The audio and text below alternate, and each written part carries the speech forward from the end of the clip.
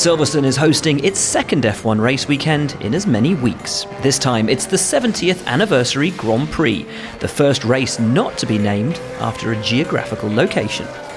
Racing Point were back in their headlines, Nico Hülkenberg again deputising for Sergio Perez, who remains unable to re-enter the Formula One paddock, having tested positive once more for COVID-19.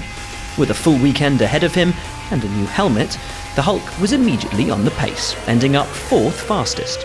But the team itself received something of a shock shortly before FP1 began, as it was handed a points deduction and a $400,000 fine for the manner in which it designed its brake ducts and their similarity to the 2019 Mercedes.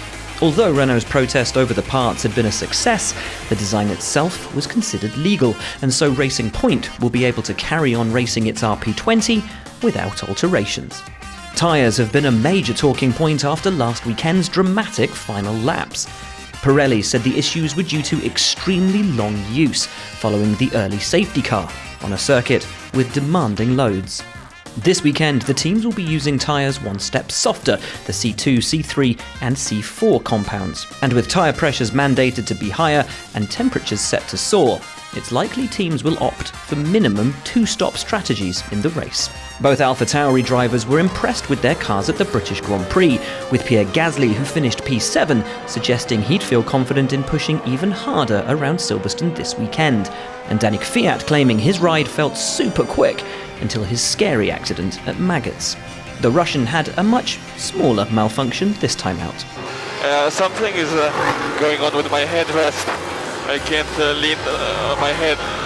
Renault's Daniel Ricciardo claims the French team could be an outside bet for third place in the Constructors' Championship, and his P4 in last weekend's race would seem to back that up. The team has brought some upgrades to this weekend's race, and although the Australian couldn't match his British Grand Prix pace in FP1, his teammate Esteban Ocon did at least manage to break into the top 10. Sebastian Vettel went the long way round at Aintree, his dusty line forcing him to back off. And Ferrari teammate Charles Leclerc narrowly avoided a meeting with Max Verstappen. Mate, can you tell me please when there's another car? I didn't see that Ferrari. Leclerc was on a slow lap. I'm surprised he was travelling so quickly. Yeah.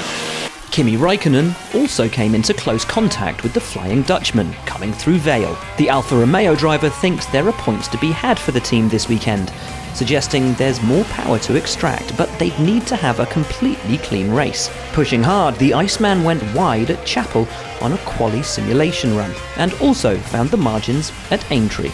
After being competitive 1 week ago, McLaren were expecting a harder weekend with the softer tyre, a Q3 qualifying performance considered by their drivers as being something of a long shot. Neither driver placed inside the top 10 in FP1 as they spent their time evaluating how their car would treat the softer tyres. Lando Norris ending up P12 and Carlos Sainz P14. Promising signs for Williams, with both cars keeping off the bottom of the timing sheet. George Russell has made Q2 3 races in a row, and there's a chance his rookie teammate Nicholas Latifi could follow suit as the Canadian gets more experience behind the wheel of the FW43. They finished P15 and 16, with Russell less than 4/100ths of a second behind Sainz's McLaren. It was a familiar sight at the top of the leaderboard, with Valtteri Bottas celebrating his new Mercedes contract by topping FP1, leading Lewis Hamilton by just over 1/10 of a second, and Max Verstappen slotting into third. Nico Hülkenberg was impressive for Racing Point in fourth, ahead of surprise British Grand Prix podium finisher Charles Leclerc. Alex Albon started his weekend well in sixth, with Sebastian Vettel 7th, Lance Stroll 8th, Daniel Kvyat 9th, and Esteban Ocon rounding out the top 10. Pierre Gasly narrowly missed the top half of the times in P11 ahead of Norris, with Romain Grosjean an impressive P13 for Haas. Sainz was 14th ahead of Russell and Latifi, with Ricciardo all the way down in P17.